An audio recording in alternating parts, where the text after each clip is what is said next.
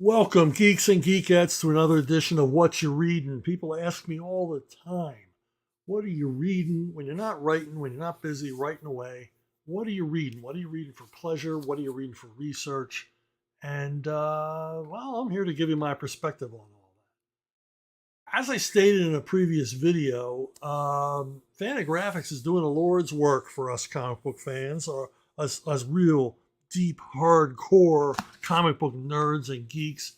They're reprinting, they've started this beautiful set of reprints, lovingly restored, of the Atlas comics from the 1950s. And if you're not already aware, Atlas was the precursor to Marvel. Atlas became Marvel Comics. And this book, it celebrates the career of Joe Maneely. Now, you may be a huge Marvel fan and never heard of Joe Maneely. It's because Joe Maneely's career sadly ended just before the dawn of the Marvel Age of Comics. And this is it's an expensive book. It's a $75 book, but it's a big, huge, oversized hardcover with some primo Maneely from all the different genres that he worked at Marvel. Maneely was an incredibly prolific guy. He was like Stan Lee's artistic right-hand man at Atlas. He worked in war comics, Western, horror, humor. I mean, anything they threw at this guy. He worked on the satire magazines they did. He's an excellent cartoonist, excellent draftsman, and fast. He could produce 2-3 pages a day, pencils and inks, in this detailed style that he had. It's sort of a loosey-goosey cartooning style, but then when he would go in with his inks, and he had this really crunchy inking style.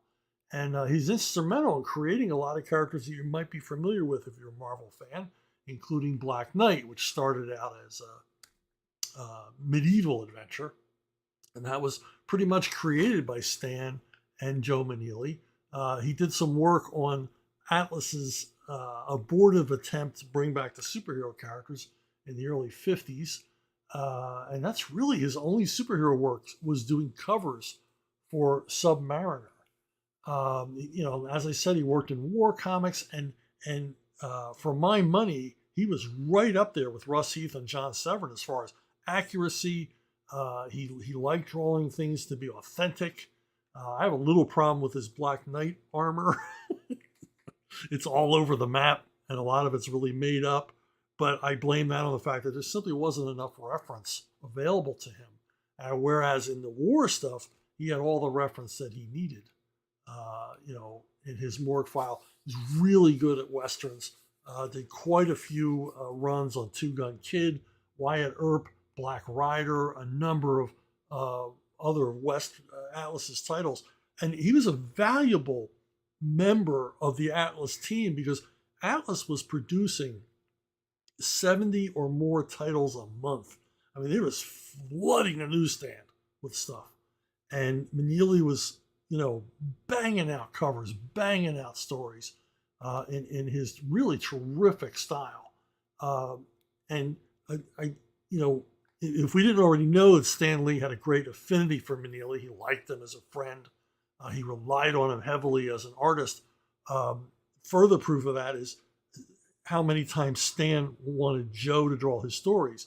And this is in a period when there were other writers at Atlas, but Stan always seemed to save his best stories for Maneely and want Maneely on them. And those are some of the best stories in here. The Stan Lee pen stories, except for a couple of really, really good Hank Chapman war stories. The best stories in here are penned by Stan with Joe. And apparently Joe wrote one of his own stories as well, which is included in this collection. But like I said, this guy had it all. Storytelling, this appealing style, and any genre, anything you threw at this guy, he had an authority at. It makes you wonder what would have happened if he had continued on with Atlas into the Marvel Age. And that's where the story gets kind of tragic, because well, no, not kind of tragic, very tragic. Meneely died in a bizarre, like, freak accident. He fell from a commuter train and died. It was a terrible accident and an enormous blow to Atlas Comics, which was already having a hard time because they had lost their distributor.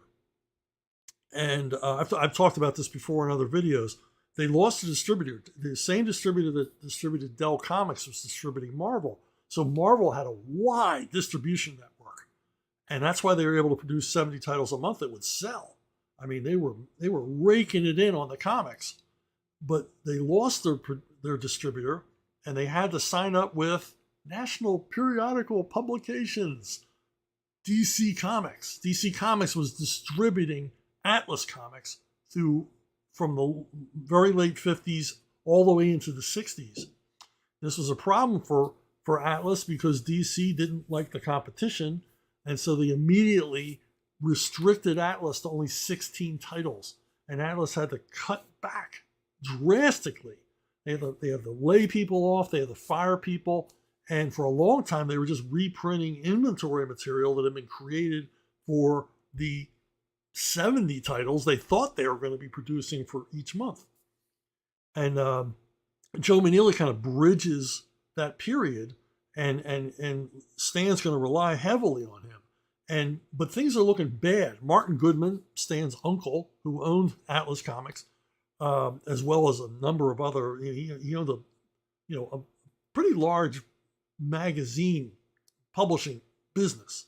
They're publishing men's magazines, girly magazines, crossword puzzle books, true crime and true confession kind of stuff, real pulpy sweat magazines.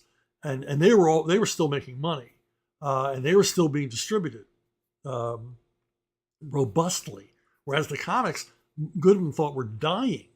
And so it really looked like he was going to shutter the doors and just sort of like stop doing comics altogether. And some of this was driven by the death of Joe Meneely. Apparently, this guy was so well liked, so beloved, that his death was really a blow. He's 32 years old. The guy's gone, and he was like a rock for them. And now he's gone. And they said part of the reason for Goodman wanting to end the comic division was his own sadness over the death of Joe Meneely. And it says something for Meneely's personality that a hard-hearted businessman like Martin Goodman was affected, that he was touched by this man's passing, and was going to shutter the doors. And then who should arrive on the scene but Jack Kirby? And Kirby shows up at Marvel, and he realizes, hey, you lost your most prolific artist. Can I help? Can I step in here? And so Jack comes in, and he and Stan present to Goodman a plan for the future of how to proceed with the business. And Jack always had a million ideas, and he presents all these ideas, and Goodman decides to give Stan a little more rope, give him a little more time to get his shit together and maybe make something out of Marvel Comics. But the sword of Damocles is hanging over him. And eventually, even Stan and Jack can't really make things happen. They can't really generate the kind of cash that Goodman's looking for the comic end. And he gives them basically like a couple of months to, a couple of more months, boys, and this is the end. And that's when Stan, Jack, Steve Ditko, Don Heck create the Marvel Universe. Fantastic Four #1, Hulk #1, Spider-Man, Iron Man. All of this grows out of desperation, and all of it grows out of the aftermath of the passing of Joe Meneely. And it leaves one to wonder, what would the future of Marvel Comics been had not Joe Meneely died? It's like, is there an alternate universe where Joe Meneely is the star of the Marvel Universe rather than Jack Kirby? Or is there a parallel universe where it's Jack, Steve, Don, and Joe Meneely? creating titles. It kind of boggles this nerd's mind as to what that world might have been, what those comics might have looked like. But anyway, if you got the shekels to, I highly recommend this volume. It's a tremendous sampling of Meneely's work. It's a beautiful package, and thank you, Fantagraphics, for doing this. I hope this Atlas line is successful for them. I'm going to be buying every single one. These are comics I've always wanted to read, and never had a chance. And like I said, they're lovingly reproduced by the folks at Fantagraphics. So that's it and I'll be back. I'll read some more, and I'll tell you more